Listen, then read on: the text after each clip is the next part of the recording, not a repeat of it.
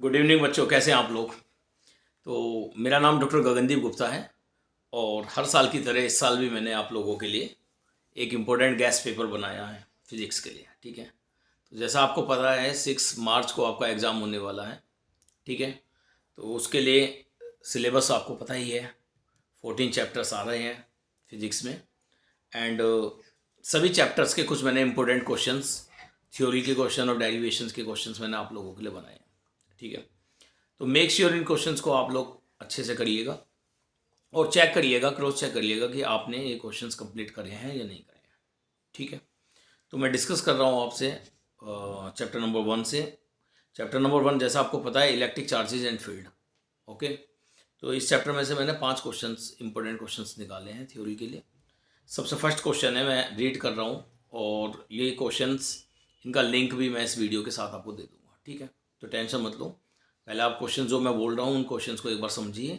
ठीक है, क्या है क्वेश्चन और कैसे हैं कैसे नहीं है। ठीक है, तो क्वेश्चन नंबर 1 की बात करें तो find the expression for the force and torque on an electric dipole kept in a uniform electric field. Right, force and torque के लिए आपको डेरिवेशन फाइंड करना है इलेक्ट्रिक डायपोल के लिए, और जब इलेक्ट्रिक डायपोल इलेक्ट्रिक फील्ड में रखा हुआ है, वो भी यूनिफॉर्म इलेक्ट्रिक फील्ड में। इसके अंदर एक चीज़ और ऐड करना चाहूँगा कि अगर यूनिफॉर्म इलेक्ट्रिक फील्ड ना हो, अगर नॉन यूनिफॉर्म हो जाए तब क्या होगा। ओके, तो वो भी आपको पता होना चाहिए। क्वेश्चन नंबर 2 की मैं बात करता हूँ, तो find the expression for the electric field strength, okay, और electric field intensity at a distant point. तो इसके डिस्टेंट पॉइंट पर इलेक्ट्रिक फील्ड इंटेंसिटी आपको फाइंड करनी है। इलेक्ट्रिक फील्ड इंटेंसिटी के 2 पार्ट हैं। नंबर 1, एक तो ऑन द एक्सिस, जिसे आप एक्सल लाइन भी बोलते हैं, and along the equatorial line. दोनों के लिए आपको इलेक्ट्रिक फील्ड इंटेंसिटी का क्या निकालना है, एक्सप्रेशन फाइंड करना है। Now question number 3, state Gauss law in electrostatics, okay, and show by using it for a shell the electric field strength. Okay, तो सेल के केस में आपको on the shell, on the surface of the shell, inside the shell, outside the shell, ये 3 condition, तीनों condition पे आपको electric field find करना है। क्लियर है।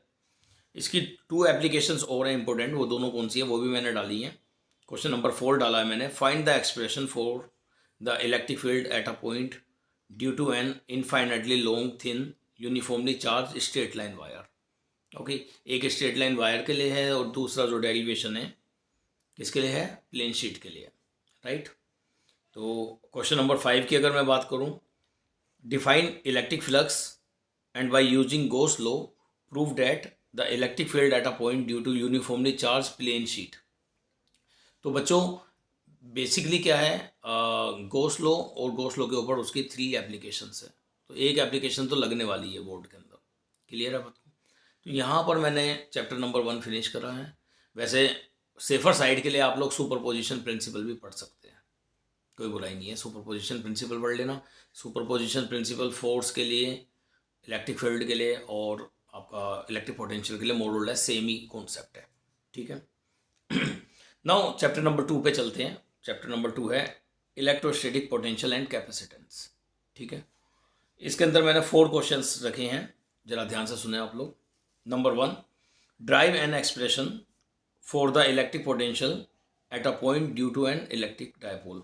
तो इलेक्ट्रिक पोटेंशियल का डेरिवेशन है जिसमें एट अ पॉइंट, किसी भी एक पॉइंट पर आपको क्या करना है, इलेक्ट्रिक पोटेंशियल फाइंड करना है। और इस इलेक्ट्रिक यानी किसी भी पॉइंट पर आपको इलेक्ट्रिक पोटेंशियल फाइंड करना है, और उसी के साथ ही उसी डेरिवेशन से आप लोग एक्सेल और इक्वेटोरियल में भी फाइंड कर सकते हैं। ठीक है, क्वेश्चन नंबर 2 की बात करें, explain the principle of capacitor. तो what do mean by capacitor, और उसका प्रिंसिपल आपको एक्सप्लेन करना है। ठीक है, derive an expression for the capacitance of a parallel plate capacitor when a dielectric slab of dielectric constant K inserted between the plates. तो आप एक डेरिवेशन कर लीजिए, inserted between the plates, dielectric constant जब उसके अंदर फिल कर दिया है आपने, उसी डेरिवेशन से विदाउट डाइलेक्ट्रिक कांस्टेंट वाला भी हो जाता है। ठीक है, नाउ क्वेश्चन नंबर 3 की बात करते हैं, what do mean bye equipotential surface. Important है, छोटा सा क्वेश्चन है, what do mean bye equipotential surface and explain electrical potential energy of a system of 2 point charges and basically for electric dipole के लिए ये दोनों डेरिवेशन है, 2 point charges के लिए एंड इलेक्ट्रिक डायपोल के लिए।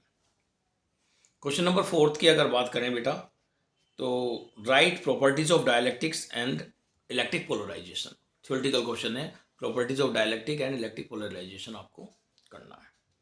क्वेश्चन नंबर 1 2 3 4 4 क्वेश्चन ही मैंने चैप्टर नंबर 2 से रखे हैं, ठीक है। नाउ थर्ड चैप्टर पर चलते हैं, करंट इलेक्ट्रिसिटी।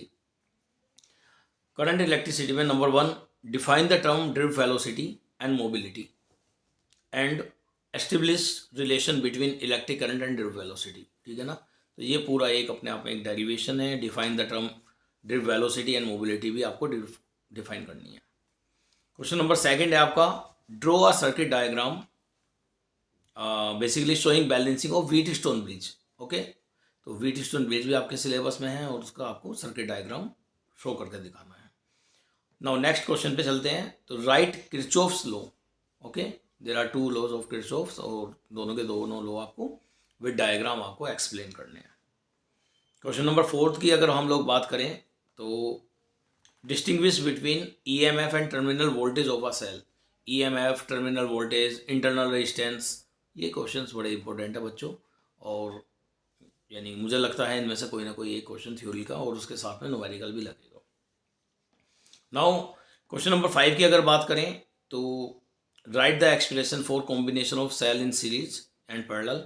देखो, अब रेजिस्टेंस इन सीरीज और पैरेलल नहीं आता है, वो 10th क्लास में चला गया है, 10th क्लास के अंदर आता है, वहाँ भी नहीं आता, उसको ऊपर न्यूमेरिकल ही लगता है। तो यहाँ पर write the expression for the combination of cells in series and parallel and write the some properties of internal resistance. इसके ऊपर न्यूमेरिकल भी लग सकता है और इसके ऊपर एक थ्योरी का क्वेश्चन भी आ सकता है। तो मुझे लगता है करंट इलेक्ट्रिसिटी में इतने क्वेश्चन बहुत हैं, 4-5 क्वेश्चन के अंदर ही आपको कोई ना कोई मिल जाएगा बच्चों। नाउ 4th चैप्टर पे चलते हैं हम लोग, moving charges and magnetism. Important chapter है, बड़ा चैप्टर है थोड़ा सा, तो कोशिश करी है मैंने 5 और 6 इंपॉर्टेंट क्वेश्चंस निकालने की, तो ऊपर वाले ने चाहा तो यही लग जाएंगे, ठीक है। State Biot Savart law and derive formula for magnetic field due to current carrying wire using Biot Savart law, ठीक है। अरे इसमें अब सबसे बड़ी प्रॉब्लम स्टूडेंट्स क्या करते हैं, बायोट-सेवर्ट लॉ देगा और उसके साथ में आगे पढ़ानी है ढंग से और डेरिवेशन वो अपनी मर्जी से कर देते हैं। सेकंड क्वेश्चन की बात करें तो ऐसा मत करना आप लोग, ठीक है। Using Biot Savart law derive expression for the magnetic field at a point on the axis of a current carrying circular loop. Most important है, axis of the current carrying circular loop के ऊपर आपको क्या करना है, एक्सप्रेशन बेटा find करना है, ठीक है, ठीक है। फिर 1 मिनट रुकिए ज़रा, 1 मिनट। तो स्टार्ट करते हैं बच्चों दोबारा से। Moving charges and magnetism chapter चल रहा था, क्वेश्चन नंबर 1 और 2 मैंने आपसे डिस्कस कर लिया था। क्वेश्चन नंबर 3 की बात करते हैं, using ampere circular law find the expression for the magnetic field at a point on the axis of long solenoid, okay, and with closely bound turns, ठीक है ना, सोलिनॉइड के लिए आपको फाइंड करना है। Now next question, derive an expression for the force per unit length, okay, force per unit length के लिए आपको डेरिवेशन निकालना है between 2 long straight parallel current carrying conductors, okay, F/L is equal to something जो आया था, ठीक है। क्वेश्चन नंबर 5 की बात करते हैं, drive an expression for torque. देखो, टॉर्क के 3 डेरिवेशन बनते हैं, एक इलेक्ट्रिक फील्ड में बनता है, एक मैग्नेटिक फील्ड में बनता है, और बल्कि मैग्नेटिक फील्ड में 2 बन जाते हैं, ठीक है। Derive an expression for torque acting on a rectangular current carrying loop और kept in a uniform magnetic field, ठीक है। नाउ क्वेश्चन नंबर 6 की बात करते हैं और लास्ट क्वेश्चन है इसका, draw a diagram of moving coil galvanometer. Most important है बच्चों मूविंग कोयल गैल्वेनोमीटर के लिए, and its current sensitivity and how will you convert galvanometer into ammeter and galvanometer into voltmeter, ठीक है बच्चों। तो ये वाला क्वेश्चन भी आप लोग बहुत अच्छे से कर लेना, इंपॉर्टेंट क्वेश्चन है। मैंने जितनी भी शीट्स बनाई है, ये शीट्स मैं आपको लिंक पे दे दूंगा, मेरी फेसबुक आईडी पर भी मैंने ये शीट्स अपलोड कर दी हैं, ठीक है। नेक्स्ट चैप्टर की बात करते हैं, तो मैग्नेटिज्म एंड मैटर है, उसके अंदर मैंने केवल 2 ही क्वेश्चंस लिए हैं, 2 क्वेश्चंस लिए हैं। Draw the magnetic field lines and distinguish between diamagnetic, paramagnetic and ferromagnetic materials, okay. Question number 2 है, ड्राइव एक्सप्रेशन फॉर टॉर्क। मैं बोल रहा था ना, एक क्वेश्चन हो रहा है टॉर्क के ऊपर, यही है, drive expression for torque on a magnetic dipole in a uniform magnetic field. Important है दोनों टॉर्क के लिए। 3 डेरिवेशन, 3 में से एक लगेगा इलेक्ट्रिक फील्ड के और 2 मैग्नेटिक फील्ड के। नेक्स्ट चैप्टर की तरफ मूव करते हैं। तो नेक्स्ट चैप्टर है आपका इलेक्ट्रोमैग्नेटिक इंडक्शन। ठीक है ना, क्वेश्चन चैप्टर नंबर 6 है इलेक्ट्रोमैग्नेटिक इंडक्शन। इसी के अंदर ओनली 2 क्वेश्चन ही मैंने बनाए हैं। एक तो right Faraday's law of electromagnetic induction, जो दोनों लॉ हैं फैराडे के वो आपको एक्सप्लेन करने हैं। लेंज लॉ भी आता है उसके अंदर, सेकंड लॉ। एंड सेकंड है differentiate between self and mutual inductance with their expression. Self induction और म्यूचुअल इंडक्शन दोनों ही आपको बताने हैं, उनके एक्सप्रेशन बताने हैं। इसके ऊपर न्यूमेरिकल भी लगता है ज़रूर। क्वेश्चन नंबर और थर्ड क्वेश्चन मैंने इसमें से कोई नहीं लिया। इन दोनों क्वेश्चन में से ही भगवान ने चाहा तो आपका लग जाएगा इलेक्ट्रोमैग्नेटिक इंडक्शन में से। नाउ नेक्स्ट चैप्टर की बात करते हैं। तो ऑल्टरनेटिंग करंट है, बहुत इंपॉर्टेंट चैप्टर है। एंड वैसे तो मैं एक ही क्वेश्चन बता दूंगा वही लग जाएगा, बट मैंने यहाँ पर 5 क्वेश्चंस बनाए हैं। सुनिए ध्यान से कौन कौन से हैं। What are the peak and RMS value of alternating current and voltage. Peak value and RMS value आपको बतानी है ऑल्टरनेटिंग करंट की। क्वेश्चन नंबर सेकंड है a series LCR circuit is connected to an AC source. Okay, derive expression for the impedance for the instantaneous current and its phase relationship to the applied voltage। तो phasor diagram की जो आता है वो आपको यहाँ पर इसमें एक्सप्लेन करना है, इम्पीडेंस भी निकालना है आपको बच्चों। क्वेश्चन नंबर 3 की बात करते हैं। तो find the expression for the resonance frequency. ठीक है ना, रेजोनेंस की condition, frequency. Also define power factor and wattless current. ठीक है, ये भी आपके सिलेबस में है। डिस्क्राइब, नेक्स्ट क्वेश्चन पे चलते हैं। Describe working principle of AC generator. देखो एसी जनरेटर भी आपके सिलेबस में है बच्चों, ट्रांसफार्मर भी है, तो दोनों में से एक तो लगेगा ही लगेगा। तो डिफाइन बेसिकली आपको प्रिंसिपल, वर्किंग, कंस्ट्रक्शंस, ये है ना एसी जनरेटर के बारे में, आपको क्या काम करता है एसी जनरेटर। दूसरा है with the help of diagram define principle and working of a transformer. Also write 2 energy losses. Okay, 2 energy losses in a transformer. Energy loss sources कौन से हैं ट्रांसफार्मर के अंदर, ये भी आपको डिफाइन करना है। ठीक है बच्चों, मूव करते हैं नेक्स्ट चैप्टर में। चैप्टर नंबर 8 है आपका इलेक्ट्रोमैग्नेटिक वेव्स। 2 ही क्वेश्चन बनाए हैं, 2 क्वेश्चन में से एक ना एक लग जाएगा। सुनो ध्यान से क्या है। What do you mean by electromagnetic waves. Main characteristics, sources, production, identification, उनका फ्रीक्वेंसी, उनका बेसिकली लैम्डा वेवलेंथ का रिलेशनशिप, तो प्रॉपर्टीज़, ये सब इसके अंदर आता है बच्चों। सेकंड क्वेश्चन है what is the concept of displacement current. है ना, डिस्प्लेसमेंट करंट का क्या कॉन्सेप्ट आया था और मैक्सवेल ने कैसे मॉडिफाई करा था एम्पियर्स सेकेंड लॉ को। ओके, तो ये मुझे लगता है फर्स्ट पार्ट आपका कंप्लीट हो गया। फर्स्ट पार्ट के अंदर इतने ही मैंने क्वेश्चंस रखे हैं, आप देख रहे हो कि बहुत ही कम क्वेश्चंस मैंने रखे हैं। अगर आप ये सारे क्वेश्चंस कर लेते हैं तो थ्योरी और डेरिवेशनल पार्ट आपका कंप्लीट हो जाता है।